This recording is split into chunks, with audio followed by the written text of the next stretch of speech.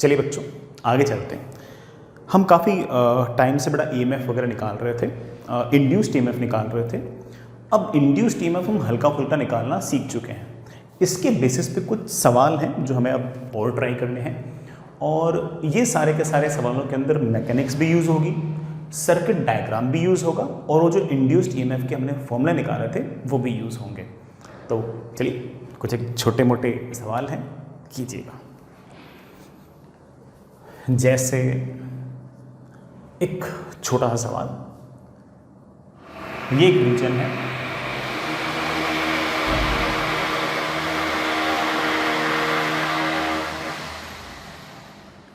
ये एक रीजन है, इस रीजन के अंदर इस तरह से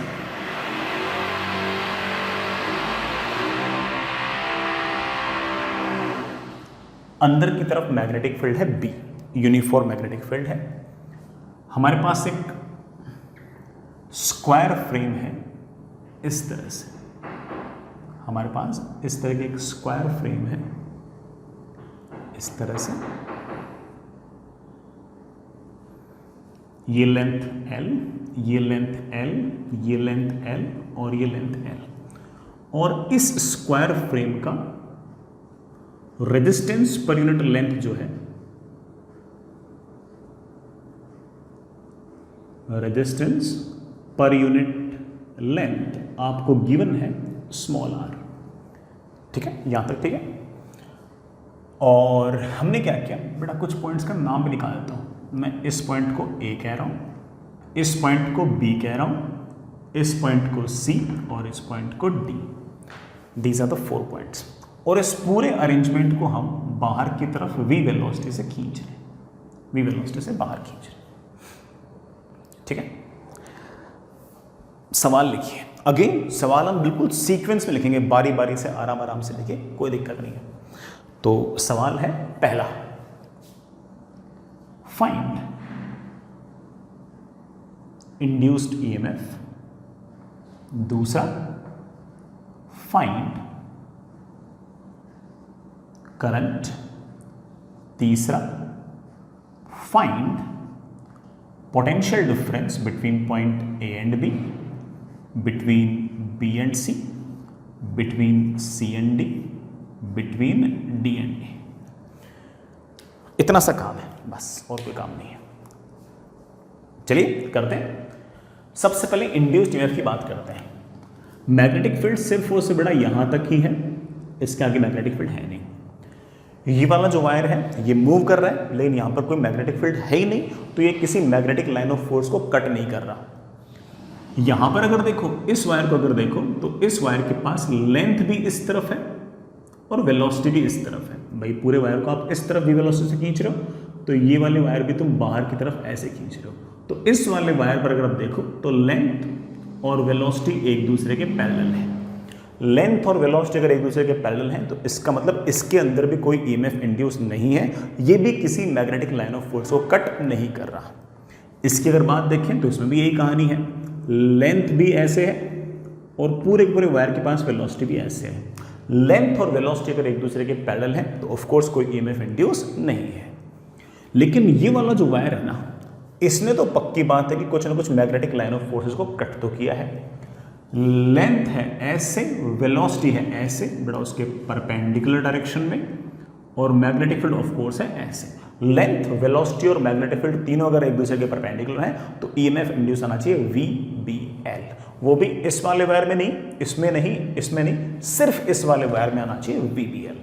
तो आप कह सकते हो कि EMF induced is of course VBL। अच्छी बात है। हम चाहें तो ये भी कह सकते हैं कि हायर पोटेंशियल कहाँ पर और लोअर पोटेंशियल कहाँ पर। वेलोसिटी ऐसे है, मैग्नेटिक फील्ड ऐसे है। वेलोसिटी की तरफ हाथ ले गए, मैग्नेटिक फील्ड की तरफ उंगलियां घुमा दी, अंगूठा आ गया ऊपर की तरफ। It means that higher potential ऊपर, लोअर पोटेंशियल नीचे।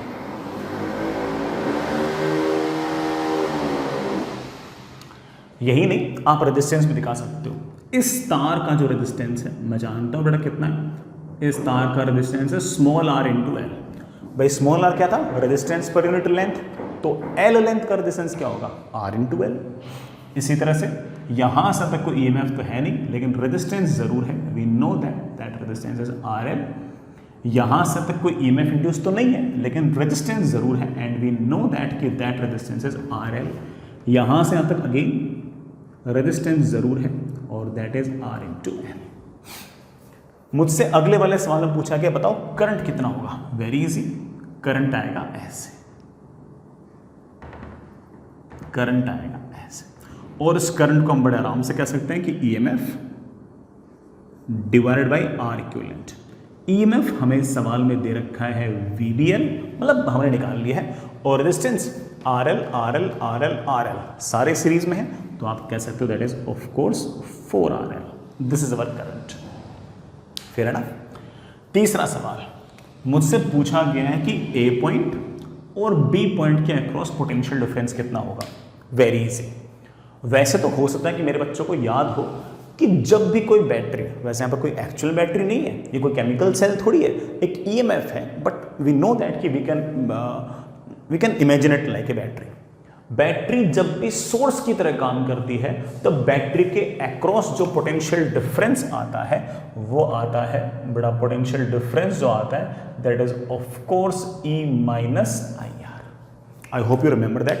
अगर याद नहीं भी है तो कोई ऐसा नहीं कि बड़ा पहाड़ टूट पड़ा है। यहां का तुम पोटेंशियल मान लो X, चलते जाओ चलते जाओ चलते जाओ, रेजिस्टेंस में करंट की तरफ जाओगे तो पोटेंशियल घटेगा। बड़ा ये R मतलब रेजिस्टेंस है, E - IR ऐसे लिख दो भाई। रेजिस्टेंस में अगर तुम करंट की तरफ गए, बट अगर रेजिस्टेंस R है तो आप कह सकते हो कि यहां से तक पोटेंशियल घटेगा।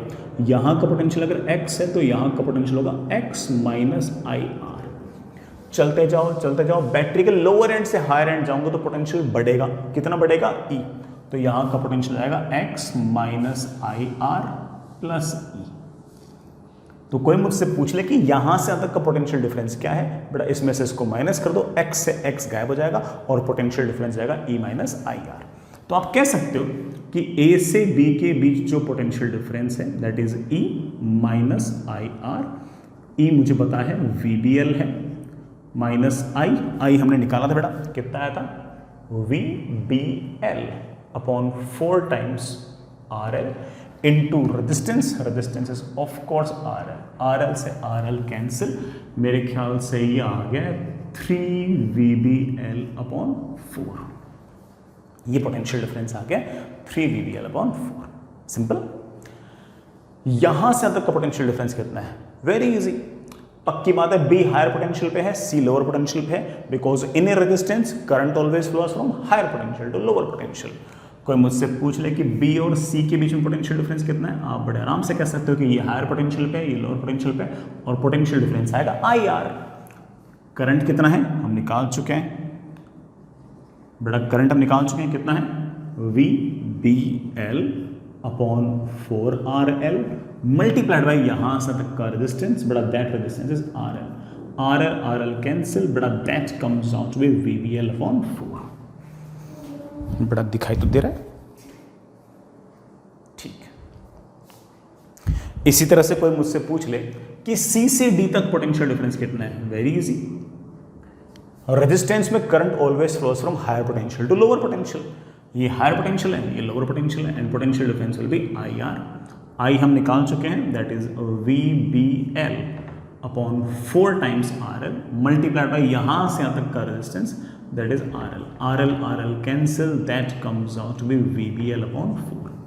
जो कहानी C से D की वही कहानी वापस से D से A की। यहां से तक का पोटेंशियल डिफरेंस, ये पोटेंशियल डिफरेंस, ये पोटेंशियल डिफरेंस सारे आप देख ही रहे हो, बराबर आएंगे। So this is also the potential difference between point D and A। This is also the potential difference between point D and A। ठीक है बच्चों,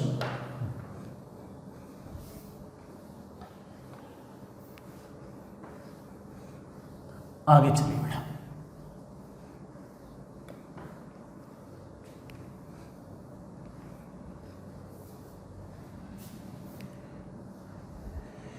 नेक्स्ट, अब थोड़े टफ सवाल करते हैं ना, अब थोड़े से टफ सवाल करते हैं, खास तौर से इनके अंदर मैकेनिक्स वगैरह की अच्छी खासी यूज हो, इस तरह के सवाल भी अपन निपटाते हैं। चलिए,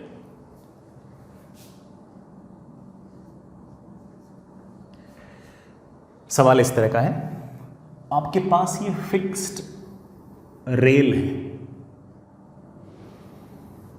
बेटा, दीज आर नोन एज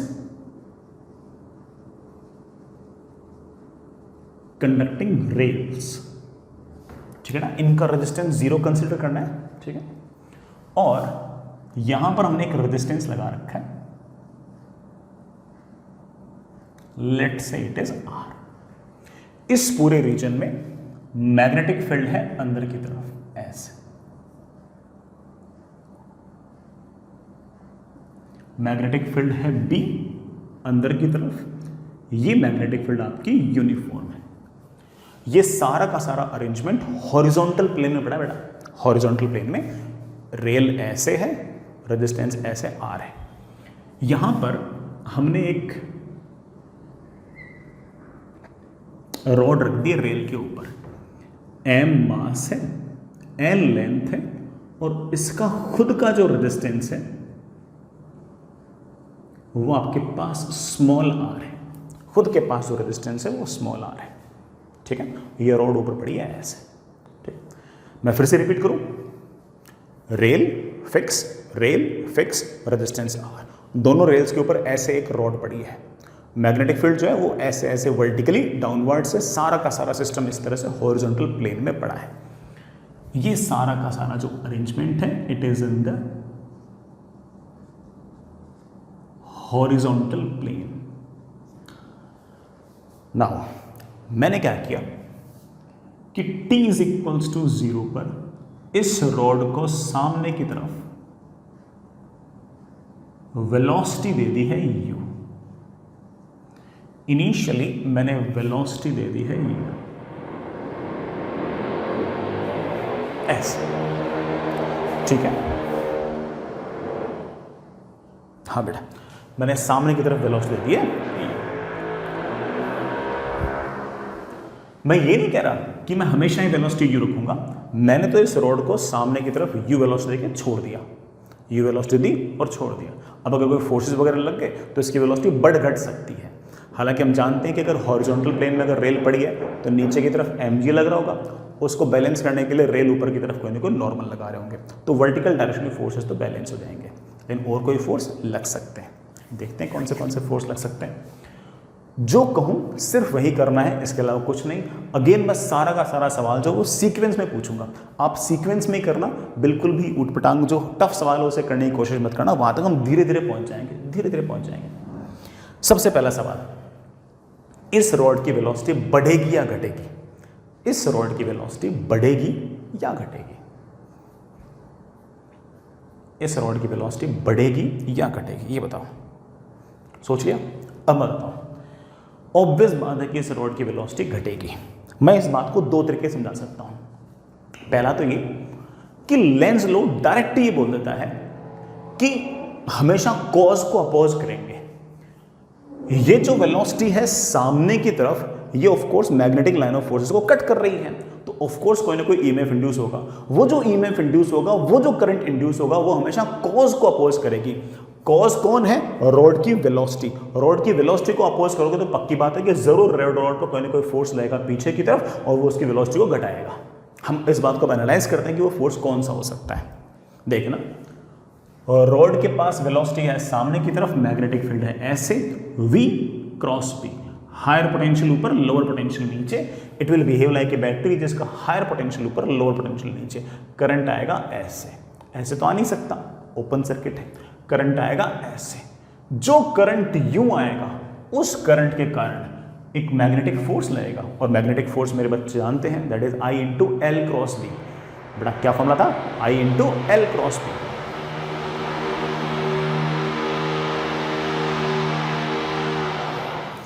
और I into L cross B, L vector आएगा ऐसे,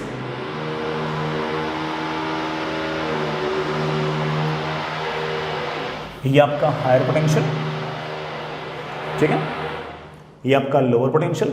करंट आएगा यू, और करंट जैसे ही यू आया, एल वेक्टर ऐसे, बी वेक्टर ऐसे। एल की तरफ हाथ लेके बी की तरफ उंगलियां घुमाई, अंगूठा आया पीछे की तरफ, मैग्नेटिक फोर्स आया पीछे की तरफ। ये जो मैग्नेटिक फोर्स होगा पीछे की तरफ, ये ऑफ कोर्स इस रॉड की वेलोसिटी को लगातार कम करेगा। घटाएगा। सो मेरा पहला सवाल ये था कि रॉड की वेलोसिटी बढ़ेगी या घटेगी, तो चाहे डीपली सोच लो चाहे बड़ा ऊपर ऊपर से सोच लो, दोनों ही केस में एक ही जवाब आएगा कि रॉड की वेलोसिटी तो घटेगी। हमेशा यूं नहीं रहेगी, आपने ऐसा नहीं कि वेलोसिटी कांस्टेंट करती है, वेलोसिटी कांस्टेंट नहीं है। अब अगला सवाल, ये कहानी है t इक्वल्स टू 0 की। At any time t draw equivalent circuit diagram. सिर्फ इतना सा ही सवाल है, इस पूरे के पूरे अरेंजमेंट को जो इक्विवेलेंट सर्किट डायग्राम है वो बनाओ। सर्किट डायग्राम मतलब बैटरी है तो बैटरी का ईएमएफ दिखाओ, रेजिस्टेंस दिखाओ, बस इतना काम करो, कर देंगे। थोड़े टाइम बाद कहानी कुछ ऐसी होगी कि ये रॉड जो है यहां से चलते चलते चलते यहां कहीं पहुंच जाएगी, और मान लेते हैं कि रॉड के पास वेलोसिटी घटकर v हो गई है, ठीक है। और रॉड के पास वेलोसिटी है ऐसे, मैग्नेटिक लाइन ऑफ फोर्स है ऐसे, तो ऑफ कोर्स रॉड कोई ना कोई मैग्नेटिक लाइन ऑफ फोर्सेस को कट कर रही है, और मैग्नेटिक लाइन ऑफ फोर्स को कट करे तो ईएमएफ इंड्यूस तो होगा। ये फिक्स है, कोई ईएमएफ इंड्यूस नहीं, ये फिक्स है, कोई ईएमएफ इंड्यूस नहीं, ये फिक्स है, कोई ईएमएफ इंड्यूस नहीं है, बाकी सारे फिक्स हैं, मूवेबल सिर्फ और सिर्फ ये है। V ऐसे, B ऐसे, V की तरफ हाथ ले गए, B की तरफ उंगलियां कर्ल कर दी, अंगूठा आ गया ऊपर की तरफ, और ये हायर पोटेंशियल, ये लोअर पोटेंशियल, और इस ईएमएफ का हम फॉर्मूला जानते हैं। वेलोसिटी V है, B है, लेंथ ऐसे है, तीनों एक दूसरे के परपेंडिकुलर हैं, और अगर तीनों एक दूसरे के परपेंडिकुलर हैं तो of course it comes out to me VBL। लेकिन सर इसका रेजिस्टेंस भी तो है। हाँ बेटा, इसका रेजिस्टेंस है, और इस रोड का रेजिस्टेंस हमें सवाल के अंदर शायद स्मॉल r दे रखा है। लो भाई, स्मॉल r। इसका कोई रेजिस्टेंस नहीं है, इसका कोई रेजिस्टेंस नहीं है। रॉड जो रेल्स है उनका रेजिस्टेंस सवाल में नहीं दिया हुआ, इट मींस दैट उनका कोई रेजिस्टेंस नहीं है। हायर पोटेंशियल ये, लोअर पोटेंशियल ये, करंट जाएगा यूं, इधर जाने का रास्ता नहीं है, ओपन सर्किट है, करंट आएगा इस तरफ, यूं करंट आया, यूं करंट आया, यूं करंट आया, यूं करंट आया। Let's say current is I। मैं चाहूं तो इस I को लिख भी सकता हूं, मेरे बच्चे बने से बहुत सिंपल है। I को लिखना कितना आसान है, EMF divide by R equivalent. EMF is of course VBL upon resistance, ये वाला रेजिस्टेंस और ये वाला रेजिस्टेंस दोनों सीरीज में है, तो R plus R। This is the EMF। Fair enough. अगला सवाल, दूसरा, मैं जो कहूं वही करना है। हम छोटे छोटे पार्ट में सवाल पूछ रहे हैं, एक्चुअल सवाल बड़ा है, सब हो जाएगा, तुम तो मेरे सिर्फ और सिर्फ छोटे छोटे सवालों का जवाब देते रहो। दूसरा सवाल, apply Newton's law on rod. किसी भी टाइम टी पर रॉड पर न्यूटन्स लॉ लगाओ, किसी भी टाइम टी पर रॉड पर न्यूटन्स लॉ लगाओ, बस इतना ही काम करना है। तो मैं लगाता हूं, और रॉड को जरा गौर से देखो बेटा, उसमें करंट है I, मैग्नेटिक फील्ड है B यूनिफॉर्म, रॉड की लेंथ है L। फोर्स का फॉर्मूला होता है ILB sin theta. Theta is the angle between L vector and B vector. आप कहोगे सर L वेक्टर और B वेक्टर विच एंगल, तो 90 है। तो आप कहोगे देखो सर ऐसा है, mg और रेल्स में जो नॉर्मल लगाए वो तो कैंसिल हो गए, लेकिन करंट है ऐसे, मैग्नेटिक फील्ड है ऐसे, करंट की तरफ हाथ ले गया, मैग्नेटिक फील्ड है नीचे की तरफ, अंगूठा किया ऐसे, तो फोर्स लाएगा पीछे की तरफ। यहां इस डायग्राम में अगर देखो तो करंट है ऐसे, मैग्नेटिक फील्ड है ऐसे, L क्रॉस B क्या फोर्स आया पीछे की तरफ। जो अनबैलेंस्ड फोर्स है वो तो सिर्फ और सिर्फ आया ILB sin theta. Theta is the angle between L vector and B vector.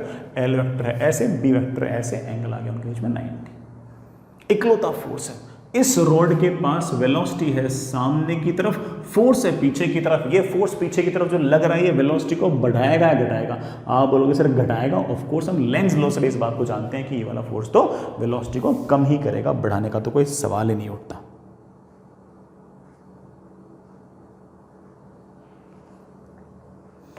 ठीक है बच्चों, न्यूटन से लगाएं इसके ऊपर। चलिए मैं लगाता हूं।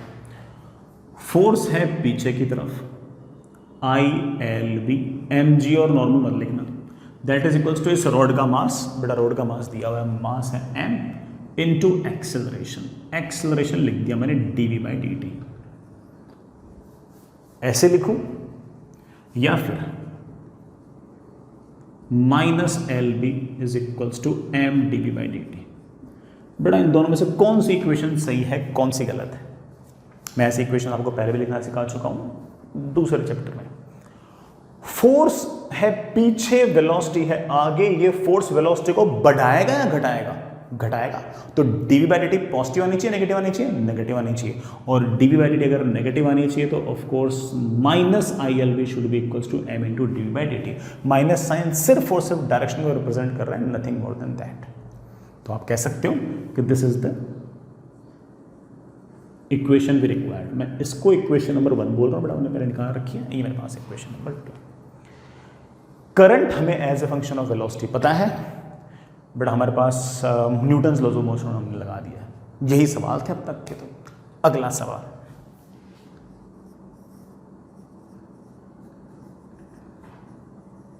solve the equations and find velocity at any time t and current at any time t। हालांकि मुझे एट एनी टाइम टी लिखने की जरूरत नहीं थी क्योंकि ऊपर ऊपर मैंने एट एनी टाइम टी लिख रखा था, लेकिन चलो मैंने वापस लिख दिया। कर लेंगे solve. L B constant, M constant, लेकिन करंट कॉन्स्टेंट नहीं है। करंट तो लगातार चेंज हो रहा है और हम जानते हैं करंट जो वेलोसिटी के साथ लगातार चेंज हो रहा है। ये वाले डिफरेंशियल इक्वेशन हमसे सॉल्व हो नहीं पाएगी क्योंकि इसमें v भी है, t भी है और i भी है। बाकी सब तो कांस्टेंट है, लेकिन v वेरी कर रहा है, t वेरी कर रहा है और करंट भी वेरी कर रहा है। तो सर इक्वेशन में सिर्फ v और t होते, सॉल्व कर लेते। तो एक काम करो, इस i को उड़ा दो। सर i को कैसे उड़ा सकते हैं? i को यहां से उठा के यहां रख दो। i को मैं लिख सकता हूं v b l, bl मैंने वैसे का वैसा लगा दिया upon r plus r is equals to m into dv/dt।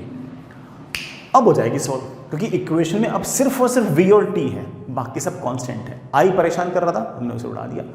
आसान से डिफरेंशियल इक्वेशन है, अब इसको सॉल्व करने में किसी प्रकार की कोई परेशानी है ही नहीं, हम बड़े इत्मीनान से इसको सॉल्व कर सकते हैं। यार करें इसको सॉल्व। चलिए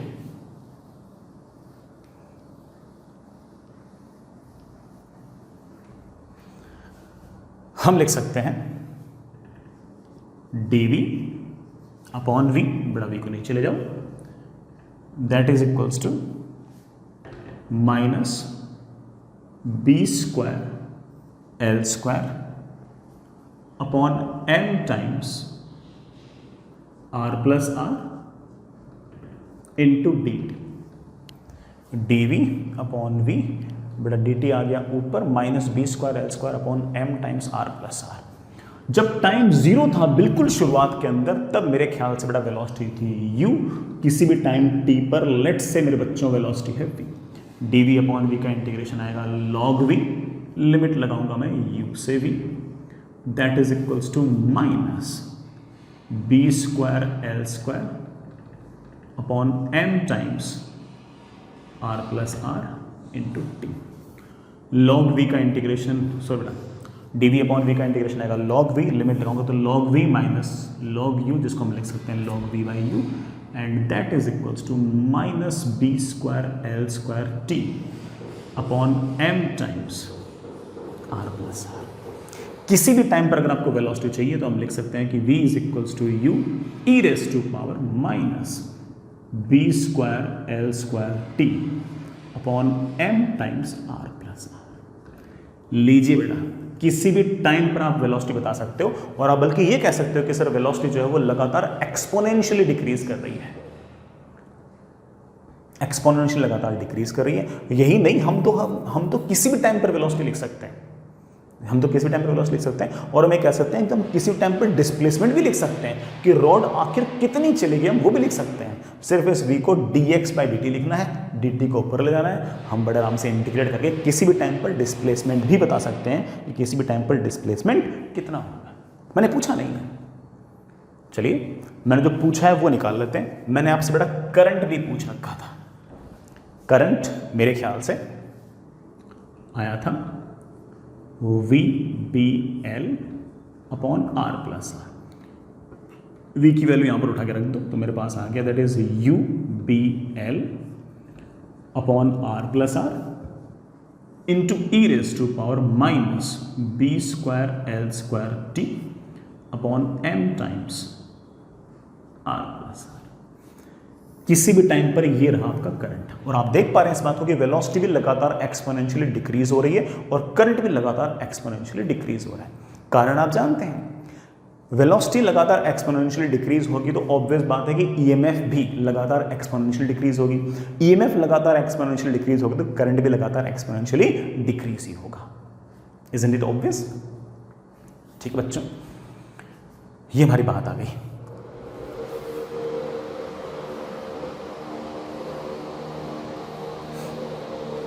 अगली बात, fourth question, draw velocity versus time curve. बहुत easy. Draw current versus time curve. Velocity versus time curve बनाओ और करंट वर्सेस टाइम कर्व। बड़ा बहुत ही आसान है। वेलोसिटी वर्सेस टाइम कर्व अगर बनाना है इस रोड का तो आप कह सकते हो कि ये वेलोसिटी, ये टाइम। बिल्कुल शुरुआत में जो वेलोसिटी थी वो u थी और जैसा हम फंक्शन से देख पा रहे हैं लगातार वेलोसिटी इस तरह से एक्सपोनेंशियली डिक्रीज हो रही है। इसी तरह से कोई मुझसे पूछ ले कि sir current versus time graph क्या होगा। करंट t इक्वल टू 0 पर आप देख पा रहे हो उसकी वैल्यू है UBL upon R plus R, और उसके बाद लगातार एक्सपोनेंशियली डिक्रीज हो रहा है। वेलोसिटी वर्सेस टाइम ग्राफ का जो एरिया है वो आपको डिस्प्लेसमेंट देगा, और करंट वर्सेस टाइम ग्राफ का जो एरिया है वो आपको कितना चार्ज फ्लो हुआ है वो देगा। अगर आप निकालना चाहो तो मैथमेटिकली निकाल सकते हो, कोई दिक्कत नहीं है। v को आप लिख सकते हो dx/dt, dt को ऊपर लेके किसी भी टाइम पर डिस्प्लेसमेंट निकाल सकते हो। करंट को आप लिख सकते हो dq/dt, dt को ऊपर ले जाओ, किसी भी टाइम तक कितना चार्ज फ्लो है वो भी आप बड़े आराम से निकाल सकते हो।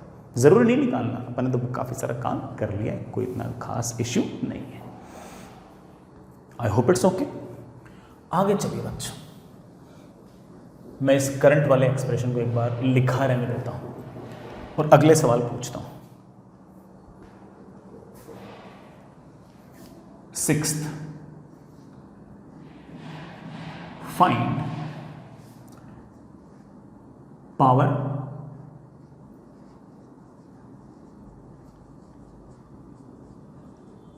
dissipated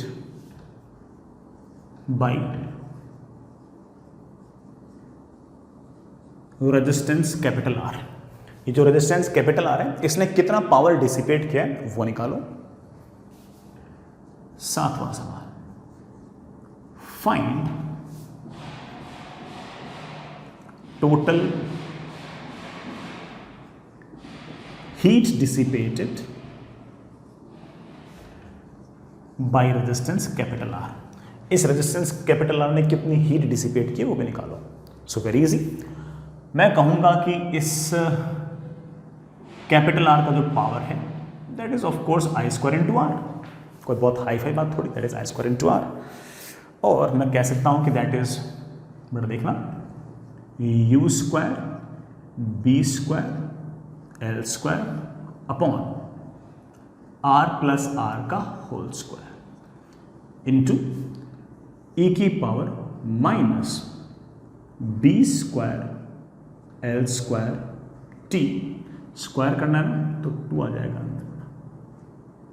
upon M times R plus R into capital R। किसी भी टाइम पर ये पावर रहा।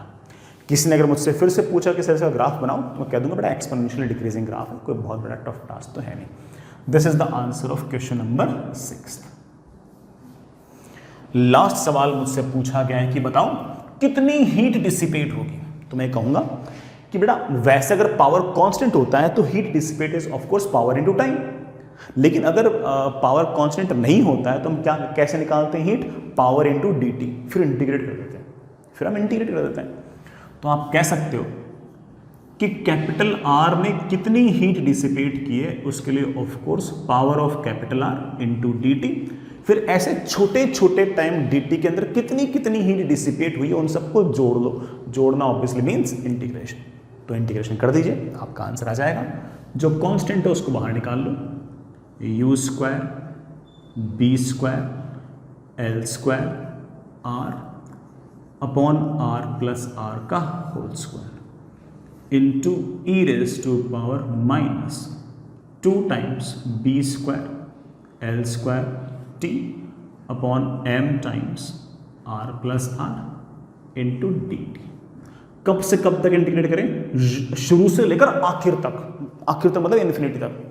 हालांकि हम जानते हैं कि जैसे जैसे टाइम गुजरेगा वैसे वैसे लगातार करंट घटता जाएगा और एक्सपोनेंशियली अगर घट रहा है तो टाइम टेंडिंग टुवर्ड इन्फिनिटी पर करंट घटते घटते जीरो, पावर घटते घटते जीरो होनी है कभी ना कभी। तो आसान सा इंटीग्रेशन है, U square B square L square R upon R plus R का whole square divided by time का कोफिशिएंट। बड़ा इतना इंटीग्रेशन तो आता होगा, तो minus 2b square L square से डिवाइड किया, ऊपर आ गया m times R plus are.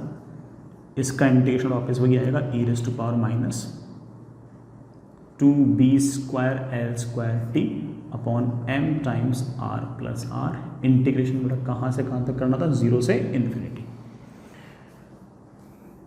एक r प्लस आर गायब, बी स्क्वायर एल स्क्वायर गायब, और मेरे ख्याल से आ गया answer M you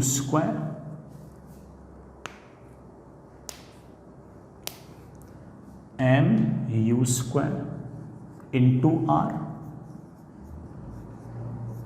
upon R plus R minus 2 नीचे, टी को मैंने इन्फिनिटी रखा तो E raise to power minus infinity that is 0। T को 0 रखा तो ई रेज टू पावर 0 हो गया 1, तो -1। माइनस से माइनस क्या हो गया? कैंसिल। और जो heat dissipated by capital R है उसकी वैल्यू आ गई, बड़ा देखना कितनी आ गई, half M U square into capital R upon capital R plus small R. Capital R ने कितनी टोटल कितनी हीट डिसिपेट की वो ये है। बड़े आराम से निकाल लिया अपन लड़ा, ठीक है, बड़े आराम से बड़े इत्मीनान से अपन ने पूरा सॉल्व किया है और तब जाके हमारा आंसर ये है। हमने किसी जगह किसी स्टेप में कोई परेशानी क्रिएट नहीं किया, ऐसे कुछ भी मान के नहीं किया। अब मैं एक बात और बोलूंगा हम हर बात समझ रहे हैं, अब मैं ये सोच रहा हूं कि यार मैथमेटिक्स से ये आ गया कि कैपिटल आर ने कुल मिलाकर बाहर की तरफ कितनी हीट डिसिपेट की। मैथमेटिक्स से तो आ रहा है, शायद लॉजिक से भी आ जाए। लॉजिक से कैसे आएगा सुनिएगा, लॉजिक से कैसे आएगा सुनिएगा, अच्छा लगेगा आपको। आखिर इस कैपिटल आर ने जो हीट डिसिपेट की है ये कहीं ना कहीं से तो आई होगी। तो हाँ sir of course electrical energy से आई है, करंट आया तो इलेक्ट्रिकल एनर्जी है, तो वो इलेक्ट्रिकल एनर्जी भी कहीं ना कहीं से आई होगी। तो आप बोलोगे हाँ सर लेकिन यहाँ पर कोई एक्सटर्नल फोर्स तो है नहीं, कोई केमिकल सेल भी नहीं लगा रखा जो इलेक्ट्रिकल एनर्जी को बना देगा, तो आखिर यहाँ पर कौन है जो इलेक्ट्रिकल एनर्जी बना रहा है? तो आप बोलोगे सर यहाँ पर ऑफ कोर्स फैराडेज लॉ लग रहा है, इलेक्ट्रोमैग्नेटिक इंडक्शन चैप्टर है, तो ऑफ कोर्स यहाँ पर काइनेटिक एनर्जी और total mechanical energy is converting into electrical energy. देखो इस बात को गौर करो कि इस रॉड के पास शुरुआत में काइनेटिक एनर्जी थी हाफ एम यू स्क्वायर, इसकी वेलोसिटी लगातार घटती गई, कभी ना कभी इसकी वेलोसिटी घटकर हो गई 0, तो इसकी फाइनल काइनेटिक एनर्जी हो गई थी 0। Initial kinetic energy half M U square, final kinetic energy 0। इसका मतलब इसकी काइनेटिक एनर्जी ही हीट में इलेक्ट्रिकल एनर्जी में कन्वर्ट हुई है और वही इलेक्ट्रिकल एनर्जी हीट में गई है। अब वो हीट दो जगह गई है, सोचो बेटा कहां गई है। यहां पर किसी भी टाइम पर पावर है आई स्क्वायर इंटू आर, वही करंट चलते इस रोड में से भी गुजर रहा है, रोड के पास भी रेजिस्टेंस है, तो ऑफ कोर्स कोई ना कोई पावर भी इसका आएगा आई स्क्वायर इंटू आर। तो ना केवल यहां से हीट बाहर निकलेगी बल्कि इससे भी हीट बाहर निकलेगी। शुरू से लेकर जब तक रॉड रुकी है तब तक रॉड की काइनेटिक एनर्जी घटी है हाफ mu²। मुझे ऐसा लगता है कि जितनी रॉड की काइनेटिक एनर्जी घटी है वो सारे के सारे काइनेटिक एनर्जी घटकर इसकी हीट में और इसकी हीट में गया है, तो it should be equal to heat of capital R plus heat of small R. मुझे ऐसा लगता है कि it should be heat of capital R plus heat of small R. ये बात तो सही है। अब दूसरी बात, किसी भी इंस्टेंट पर करंट यूं जाएगा तो जितना करंट इसमें उतना ही करंट इस स्मॉल रेजिस्टेंस में, तो करंट तो यहां और यहां सेम हो गया। तो मैं एक बात कह सकता हूं कि यहां से गुजरने वाला पावर, इस कैपिटल आर का पावर और इस स्मॉल आर का जो पावर है वो डायरेक्टली प्रोपोर्शनल टू रेजिस्टेंस है। पावर अगर डायरेक्टली प्रोपोर्शनल टू रेजिस्टेंस है और सेम टाइम तक पावर डिसिपेट हो रहा है तो पक्की बात है कि हीट भी डायरेक्टली प्रोपोर्शनल टू रेजिस्टेंस होनी चाहिए। तो आप कह सकते हो कि heat of capital R upon heat of small R should be equal to capital R upon small r. This is my equation number 1, this is my equation number 2. दो equation है, दो वेरिएबल है। सर मुझे तो capital R वाली heat चाहिए। बेटा capital R वाली हीट चाहिए तो एक काम करो, कैपिटल आर वाली हीट को तो यही लिख दो और स्मॉल आर वाली जो हीट है उसको तुम बड़े आराम से लिख सकते हो, यही लिख सकते हो बेटा, हाँ ये लिख सकते हो। यहाँ से आप बड़े आराम से लिख सकते हो कि heat in capital R into R plus R upon R. इस टर्म को ऊपर ले आओ तो वापस से आपका आंसर वही आ गया। यही नहीं, इस रॉड ने कितनी हीट डिसिपेट की है उसके लिए आप हीट ऑफ स्मॉल आर भी निकाल सकते हो। सारी कहानी सेम है, उसकी वैल्यू आ जाएगी बेटा that is half mu² small R upon capital R. तो जैसे सोचना चाहो वैसे सोचो। मेन बात ये थी कि मैंने प्रूव किया इस बात को कि देखो मैथमेटिकली भी आंसर वही आए और लॉजिकली भी आंसर वही आए, और ये सारी जो बातें हैं वो हमें इस बात के लिए मोटिवेट कर रही हैं कि हम इस बात को इस तरह से भी सोचें कि अगर कोई एक्सटर्नल फोर्स नहीं है, किसी एक्सटर्नल फोर्स का वर्कडन नहीं है, तो इसका मतलब रॉड की जो काइनेटिक एनर्जी घटी है वो जो टोटल मैकेनिकल एनर्जी घटी है वही इलेक्ट्रिकल एनर्जी में कन्वर्ट हुई है, और वही इलेक्ट्रिकल एनर्जी जो है वो यहाँ से और यहाँ से हीट की फॉर्म में बाहर निकली है। और यही तो हमारे इस पूरे के पूरे चैप्टर का मेन फंडा है, यही तुम्हारे पूरे चैप्टर का मेन फंडा है कि how the kinetic energy, how the mechanical energy, how the potential energy is converting into electrical energy. I hope you get the point.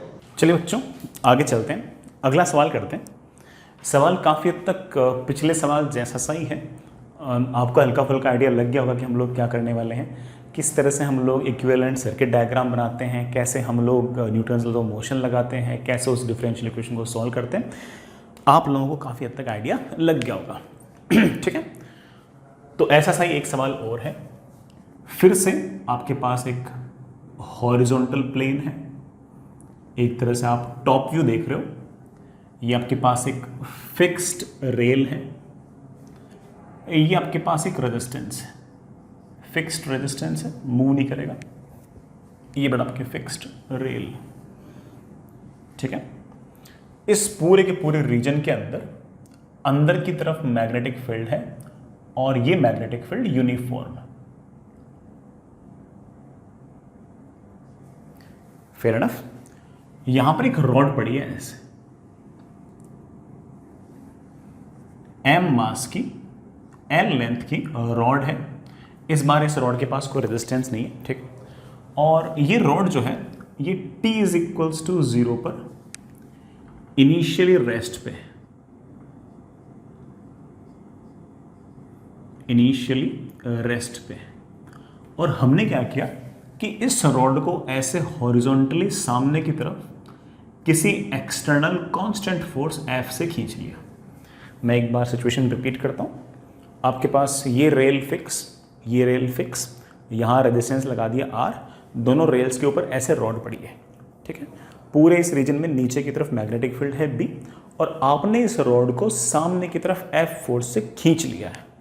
जिस फोर्स से आप खींच रहे हो that force is constant force, constant force, ठीक है। ये situation time t equals to 0 पर है, ठीक है। सवाल बेटा ये है एट एनी टाइम t, किसी भी t टाइम पर draw equivalent circuit diagram.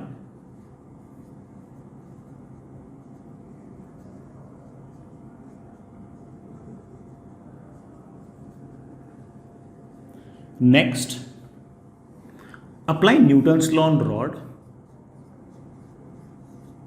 Newton's law on rod.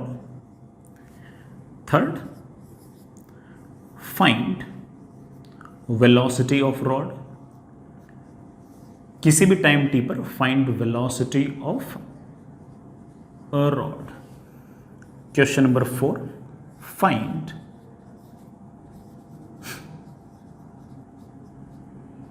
Current in circuit, किसी भी टाइम t पर सर्किट में कितना करंट है ये बताइए।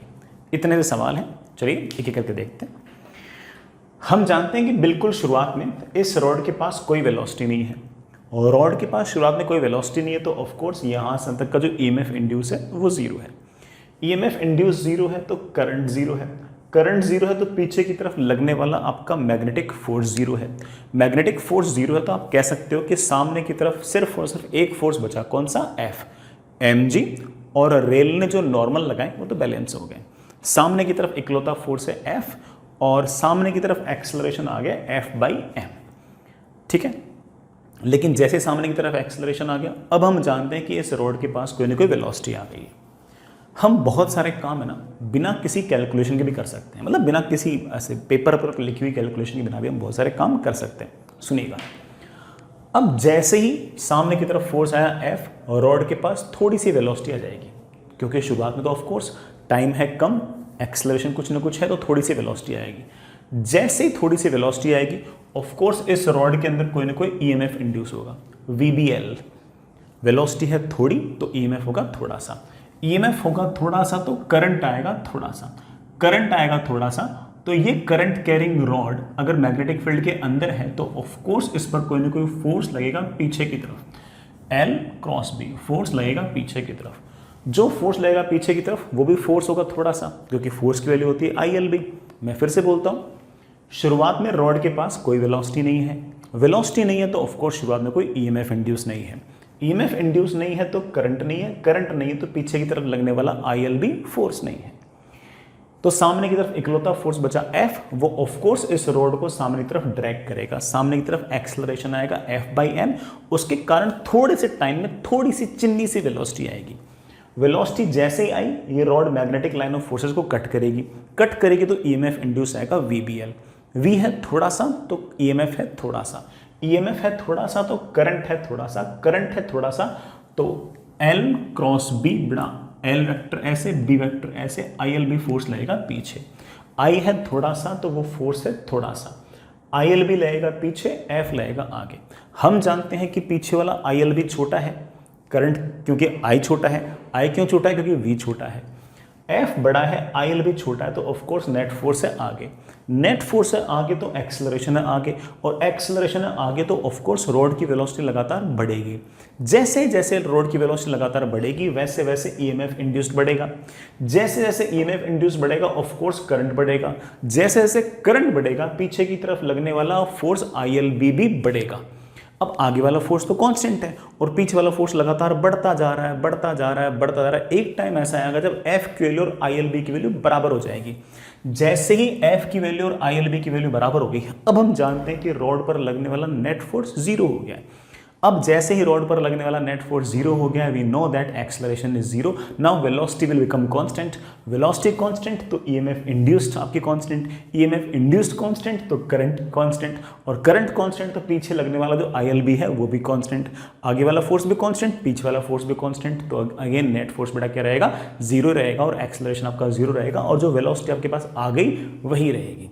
तो इसका मतलब हम इस नतीजे पे पहुंचे कि लगातार टाइम के साथ इसकी वेलोसिटी लगातार बढ़ेगी बढ़ेगी बढ़ेगी बढ़ेगी, ईएमएफ लगातार बढ़ेगा बढ़ेगा बढ़ेगा, करंट लगातार बढ़ेगा बढ़ेगा बढ़ेगा, और करंट लगातार बढ़ेगा तो पीछे की तरफ लगने वाला ILB भी लगातार बढ़ेगा बढ़ेगा बढ़ेगा। कभी ना कभी वो ILB F के बराबर हो जाएगा, और उसके बाद रोड पर लगने वाला नेट फोर्स जीरो हो जाएगा, acceleration zero, velocity constant, current constant, ऐसा फाइनली आपके पास अरेंजमेंट आ जाएगा। वो जो मैक्सिमम करंट आएगा वो हम ओरली निकाल सकते हैं। एफ आगे ILB पीछे बराबर हो जाएंगे, तो F is equals to ILB, I की वैल्यू आ जाएगी F अपॉन LB, वो आपके पास मैक्सिमम करंट आ जाएगा। हम पूरी डिफरेंशियल इक्वेशन भी सोल्व करेंगे और किसी भी टाइम पर भी हम करंट बड़े आराम से निकालेंगे, लेकिन हम जानते हैं कि टाइम टेंडिंग टुवर्ड इन्फिनिटी होगा तो करंट की वैल्यू F अपॉन LB आनी चाहिए। देखते है ना, आती नहीं आती। तो चलिए सवाल पे आते हैं, ये तो सिर्फ बातें थी, अब सवाल पे आते हैं। किसी टाइम t पर हमने माना कि ये जो रॉड है ये चलते चलते चलते यहाँ पहुँच गई, रॉड यहाँ पहुँच गई, इस पर सामने की तरफ फोर्स लग रहा है F, इसके पास वेलोसिटी आ गई है सामने की तरफ v। अब ऑफ कोर्स इस रीजन के अंदर मैग्नेटिक फील्ड है B, और ये रॉड के पास अगर वेलोसिटी सामने की तरफ होगी तो ये मैग्नेटिक लाइन ऑफ फोर्सेस को कट करेगी। वेलोसिटी है सामने की तरफ, लेंथ है ऐसे, मैग्नेटिक फील्ड है ऐसे, तीनों एक दूसरे के परपेंडिकुलर हैं। तीनों अगर एक दूसरे के परपेंडिकुलर हैं तो पक्की बात है कि EMF इंड्यूस ना चाहिए VBL। वेलोसिटी है बेटा सामने की तरफ, मैग्नेटिक फील्ड है ऐसे, V क्रॉस B किया, ऊपर की तरफ आ गया, मतलब ऊपर हायर पोटेंशियल नीचे लोअर पोटेंशियल, तो ऊपर की तरफ आएगा हायर पोटेंशियल, नीचे की तरफ आएगा लोअर पोटेंशियल, ये VBL।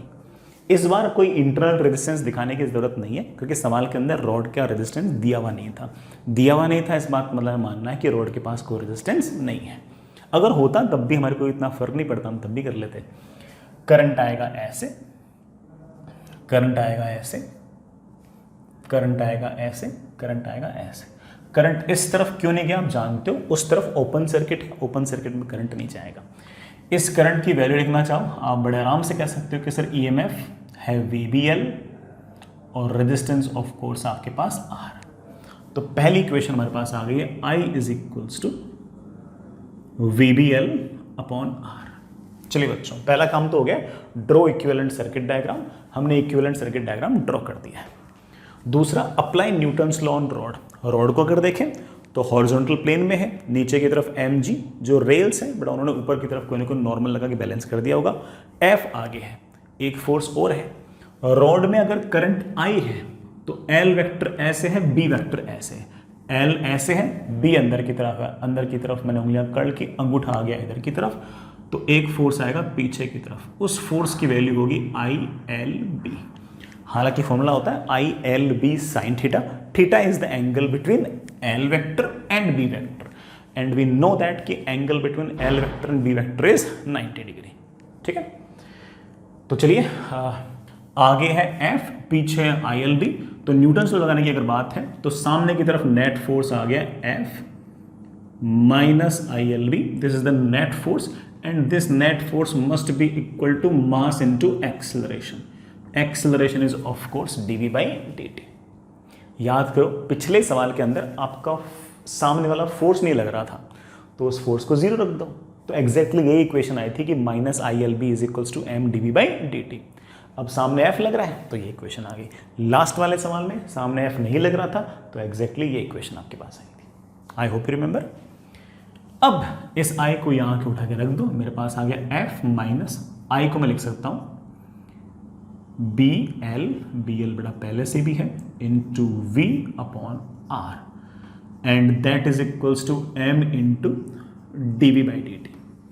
मेरे पास dt तो बड़ा ऊपर आ गया और dV ठीक है, dV upon F minus B square L square upon R into V। अच्छा M भी था, इंटीग्रेट आराम से इंटीग्रेट कर दीजिए, आपका आंसर आ गया है। जब टाइम जीरो था तो इस बार इनिशियल वेलोसिटी जीरो थी। किसी भी टाइम t पर लेट से the velocity is v। Left hand side का इंटीग्रेशन तो आसान है, t जीरो से t लिमिट लगाओगे तो भी यही आएगा। राइट हैंड साइड में m तो ठीक है बेटा, dv अपॉन समथिंग v, बेटा सबसे पहले जो v का जो कॉफिशिएंट है उससे डिवाइड कर दो। आई होप इतना इंटीग्रेशन आप लोगों को आता होगा। And log of f minus B square L square upon R into V, कहाँ से कहाँ तक इंटीग्रेट करना है, जीरो से लेके V तक। मेरे पास आ गया minus B square L square T upon MR is equals to log, बेटा सीधे क्या ना, minus B square L square upon MR, log of V को V रखना, मेरे पास आ गया F minus B square L square V upon R divided by बड़ा वी को 0 रखना एफ। छोटी सी इक्वेशन है, सॉल्व करना है इसको, अभी कर लेते हैं, बहुत बड़ा टास्क तो है नहीं। चलिए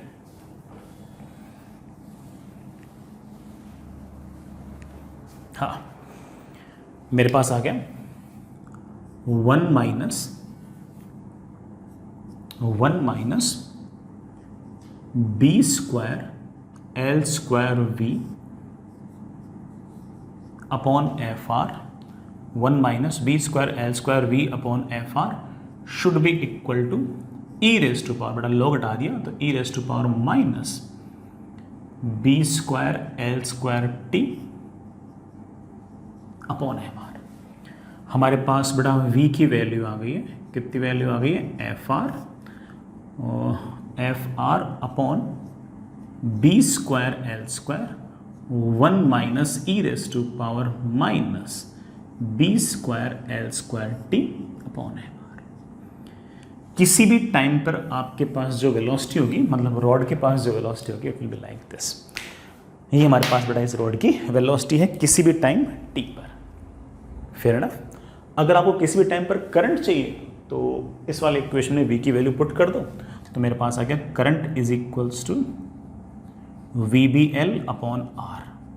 v को बटन रखा तो r से r, b से b कैंसिल, मेरे पास आ गया f upon L B 1 minus E raise to power minus B square L square T upon F R. किसी भी टाइम पर सर्किट में जो करंट होगा वो ये होगा। किसी भी टाइम पर आपको वेलोसिटी पता है, किसी भी टाइम पर आपको करंट भी पता है सर्किट में कितना है। जब एक बार वेलोसिटी पता है और करंट पता है तो आपको तो सब कुछ पता है। आप यही बता सकते हो कि किसी भी टाइम पर रॉड का डिस्प्लेसमेंट क्या है। आपको सिर्फ और सिर्फ इस वेलोसिटी को क्या लिखना है, dx बाई dt।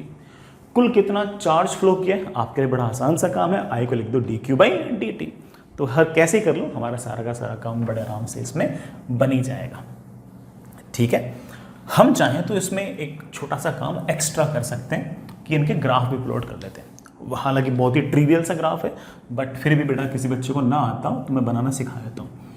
अगर आपको वेलोसिटी वर्सेस टाइम ग्राफ बनाना है तो आप देखिए t इज इक्वल्स टू 0 पर तो वेलोसिटी 0 होनी चाहिए। आप बोलोगे of course t is equals to 0 पर वेलोसिटी 0 थी। इस एक्सप्रेशन में t इक्वल टू 0 रखा, e raise to power 0 is 1, 1 minus 1 is 0, तो t इज इक्वल्स टू 0 पर velocity will B 0।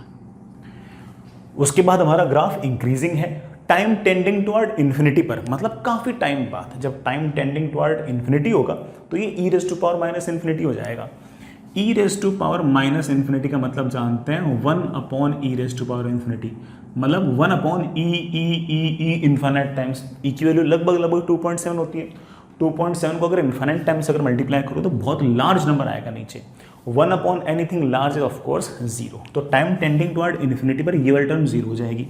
1 minus 0 is of course 1 और वेलोसिटी हो जाएगी F R upon B square L square.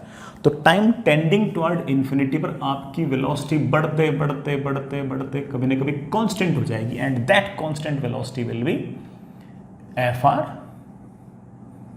Upon B square L square.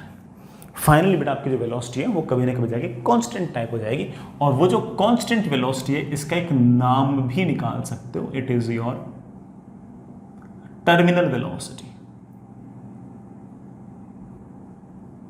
इसी तरह से कोई मुझसे पूछ ले कि सर किसी भी टाइम पर करंट लिख सकते हैं, जी हाँ बिल्कुल लिख सकते हैं। t इज इक्वल्स टू 0 रखो, आपको नजर आ होगा current is 0, t is equals to 0 रखा तो e raise to power 0 is 1, 1 minus 1 is 0, so t is equals to 0 पर करंट विल बी 0। फिर टाइम बढ़ता गया तो करंट बढ़ता गया, टाइम टेंडिंग टुवर्ड इन्फिनिटी पर ये वाली टर्म 0 हो जाएगी और करंट की वैल्यू f अपॉन एल भी हो जाएगी। तो करंट बढ़ते बढ़ते बढ़ते बढ़ते बढ़ते कभी ना कभी करंट मैक्सिमम होगा। ये आपका एक तरह से मैक्सिमम करंट है, और इस मैक्सिमम करंट की वैल्यू हमारे पास आ गई है f अपॉन एल बी।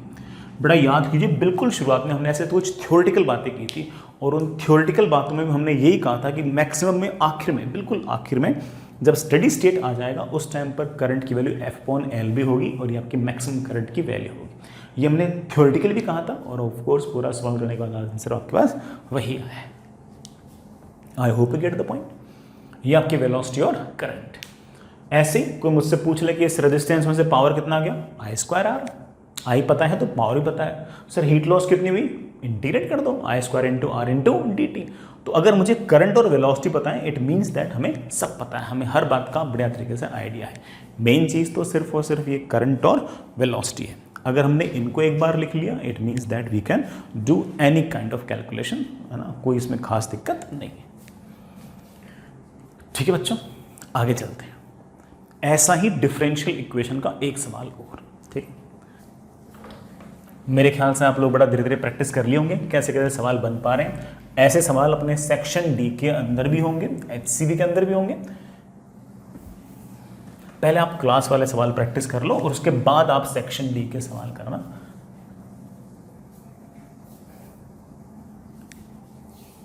सुनिए, सवाल है ऐसा, फिक्स्ड रेल हॉरिजॉन्टल प्लेन में, यहां पर एक बैटरी है,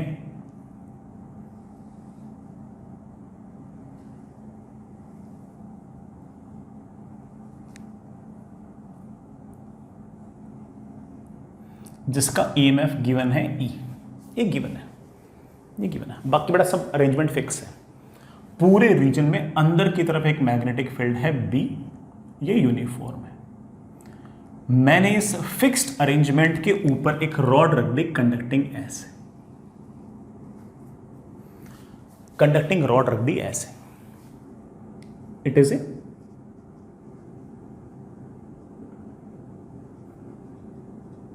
कंडक्टिंग। इस कंडक्टिंग रॉड का मास m है, लेंथ l है, रेजिस्टेंस r है। बस इस रोड के पास रेजिस्टेंस है और कहीं रेजिस्टेंस नहीं है। हालांकि और कहीं रेजिस्टेंस होता तो मेरे को दिक्कत नहीं थी, सारे सीरीज में थे तो सबको जोड़ के हम लिख सकते हैं। ठीक, हमें गिवन है कि रेजिस्टेंस R है। ठीक है, चलिए आप ऐसे मान लेते हैं कि हमने ना यहाँ पर एक स्विच लगा रखा है और t इज इक्वल्स टू 0 पर मैंने एक तरह से यहाँ पर स्विच को ऑन किया। अंदर की तरफ मैग्नेटिक फील्ड B है, ये यूनिफॉर्म। मैंने t इज इक्वल्स टू 0 पर स्विच को ऑन किया है। m मास की l लेंथ की रॉड मैंने इन दोनों रेल्स के ऊपर इस तरह से रखी हुई है। तो रेल्स मूव नहीं कर सकते, रेजिस्टेंस मूव नहीं कर सकता, सिर्फ और सिर्फ मूव कौन कर सकती है, ये जो रॉड पड़ी हुई ना दोनों रेल्स के ऊपर, ये मूव कर सकती है। बस ये कहानी है आपकी t इक्वल्स टू 0 की। हाँ बेटा, at any time t find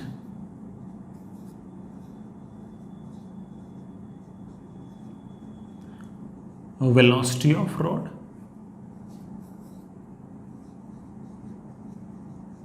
current in circuit। किसी भी टाइम t पर रॉड की वेलोसिटी क्या है वो बताओ और सर्किट में करंट बताओ। बताएंगे, जैसे आपने स्विच को ऑन किया करंट आएगा ऐसे, और t इज इक्वल्स टू 0 पर करंट कितना आया है मैंने उसको एक बार के लिए आई नॉट लिख दिया, और वो सबसे आसान है। क्यों? क्योंकि ये आपने एक बैटरी लगा रखी है, केमिकल सेल लगा रखा है, और यही ईएमएफ है। इस रॉड के पास तो कोई ईएमएफ है ही नहीं। सर क्यों नहीं है? बेटा मूव नहीं कर रही, तो कोई ईएमएफ नहीं है। ठीक, अब जैसे ही हमने इसके अंदर कुछ ना कुछ करंट आया, हम जानते हैं इस करंट की वैल्यू क्या होगी, ईएमएफ अपॉन आर। ये आपका शुरुआत वाला करंट है, ये बड़ा आपका करंट है। जैसे ही करंट है हम जानते हैं एल वेक्टर है ऐसे, बी वेक्टर है ऐसे, एल वेक्टर है ऐसे, बी वेक्टर है ऐसे, एल वेक्टर ऐसे, बी वेक्टर मेरी तरफ, उंगलियां घुमाई, अंगूठा आया बाहर की तरफ, तो बाहर की तरफ एक फोर्स आ गया। इस फोर्स की शुरुआत में वैल्यू जानता हूं, I naught into L into B.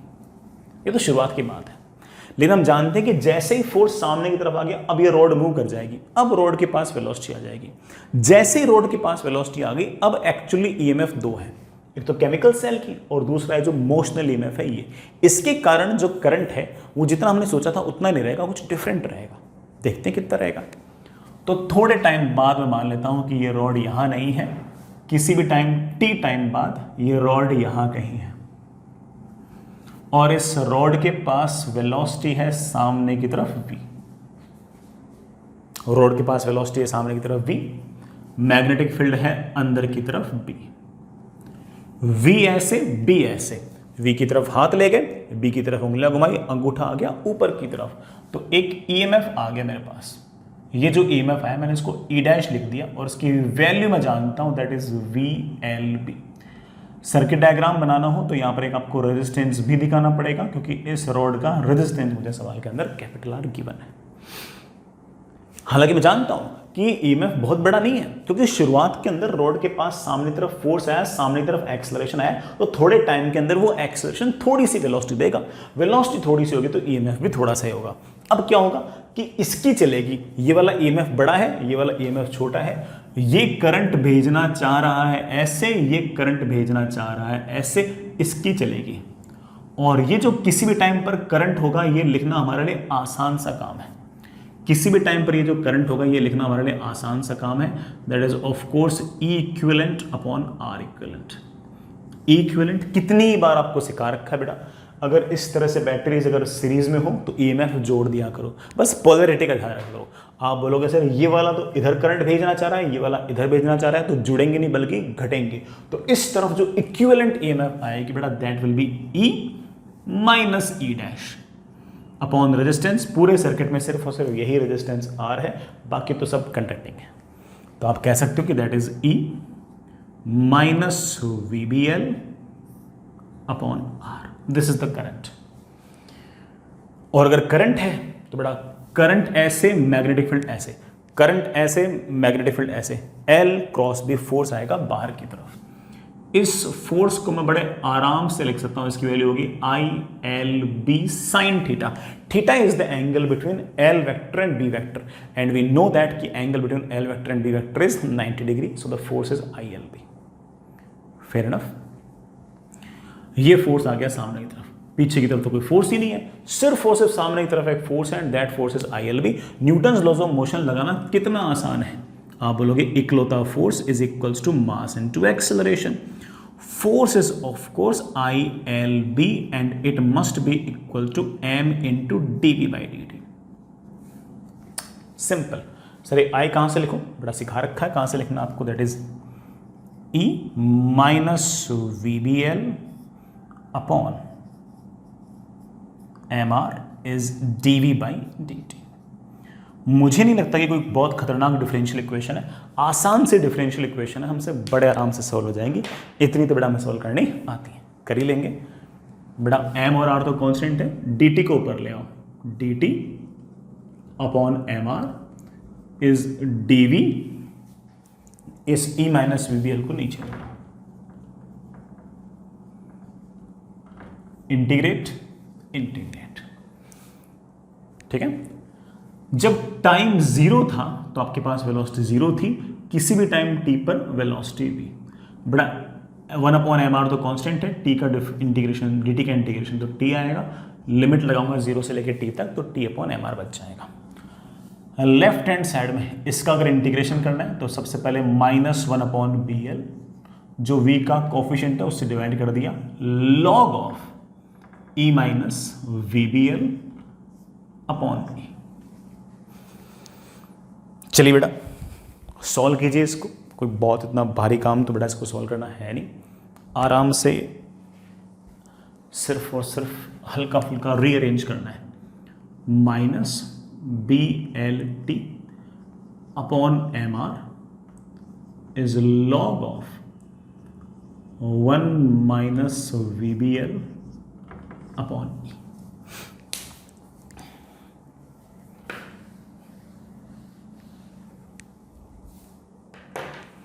और हमारे पास आ गया 1 minus VBL upon E is E raise to power minus BLT upon MR। और हमारे पास V की वैल्यू बड़ा शायद आ गई है E upon BL 1 minus E raise to power minus B L T upon M R. किसी भी टाइम पर आपके पास जो वेलोसिटी होगी it will be like this. Velocity लगातार बढ़ेगी बढ़ेगी बढ़ेगी बढ़ेगी और कभी ना कभी जाकर बेटा मैंने बता दिया कि ये कांस्टेंट हो जाएगी और जो मैक्सिमम वेलोसिटी आएगी बेटा वो आएगी आपकी ई अपॉन बी एल। तो अगर आप चाहो तो इसको वेलोसिटी को as a function of time भी प्लॉट कर सकते हो। It will be something like this. कभी ना कभी वेलोसिटी लगातार बढ़ते बढ़ते बढ़ते बढ़ते ई अपॉन बी एल के बराबर हो जाएगी और जब velocity E upon B L के बराबर हो जाएगी उस टाइम पर ये जो ईएमएफ इंड्यूस होगा ना ये इस ईएमएफ के बराबर हो जाएगा। फिर आपके इस पूरे के पूरे सर्किट में ये वाला ई और ये वाला ई सेम हो गया। ऐसे केस में of course equivalent EMF zero आ जाएगा, करंट की वैल्यू जीरो हो जाएगी घटते घटते ऑफ कोर्स। और करंट की वैल्यू अगर बेटा घटते घटते घटते अगर जीरो हो गई तो ऑफ कोर्स इस पर लगने वाला मैग्नेटिक फोर्स हो गया है zero. Magnetic force zero, there is no force on this rod, it will move with constant velocity. लगातार उसी कांस्टेंट वेलोसिटी से लगातार चलती जाएगी चलती जाएगी चलती जाएगी। आप चाहो तो ऑफ कोर्स किसी भी टाइम पर करंट भी लिख सकते हो। आप कह सकते हो current will be E by R minus V की वैल्यू को वहां से लिख दो बेटा बी एल कैंसिल और 1 minus E raise to power minus B L T upon M R. ये किसी भी टाइम पर करंट है। आप कह सकते हो कि करंट की वैल्यू आप यहां लिख दो, that is E by R into E raise to power minus B L T upon M R. Circuit में जो करंट होगा वो इस तरह से लगातार एक्सपोनेंशियली डिक्रीजिंग होगा। इस बार सवाल में आपका जो करंट है वो लगातार समय के साथ घटता जा रहा है घटता जा रहा है घटता जा रहा है। कारण आप समझ गए हो क्योंकि ये वाली बैटरी करंट भेजना चाह रही है यूं, ये वाली बैटरी करंट भेजना चाह रही है यूं। इसका ईएमएफ लगातार बढ़ रहा है क्योंकि समय के साथ लगातार वेलोसिटी बढ़े जा रही है। कभी ना कभी ये वाला ईएमएफ और ये वाला ईएमएफ बराबर हो जाएगा। जैसे दोनों ईएमएफ बराबर हो जाएंगे इक्विवेलेंट ईएमएफ जीरो हो जाएगा और ऑफ कोर्स सर्किट में करंट घटते घटते घटते घटते जीरो हो जाएगा। अगर आप चाहो, हालांकि मैंने इतना कुछ तो नहीं पूछा आपसे, बट फिर भी आप चाहो तो करंट को आप टाइम के साथ प्लॉट भी कर सकते हो। आप कह सकते हो कि current will be like this, कि ये रहा करंट और ये रहा टाइम। तो t इज इक्वल्स टू 0 पर जो करंट होगा उसकी वैल्यू ई बाई आर होगी और उसके बाद तो लगातार एक्सपोनेंशियली डिक्रीजिंग करंट होगा। बढ़िया सवाल है, कोई इतना बहुत टफ टास्क था नहीं, लेकिन ठीक है आपको हल्की फुल्की आदत तो पड़ी रही कैसे कैसे इन डिफरेंशियल इक्वेशंस को सॉल्व करना है, सर्किट डायग्राम कैसे बनाना है, डिफरेंशियल इक्वेशन कैसे सॉल्व करनी है।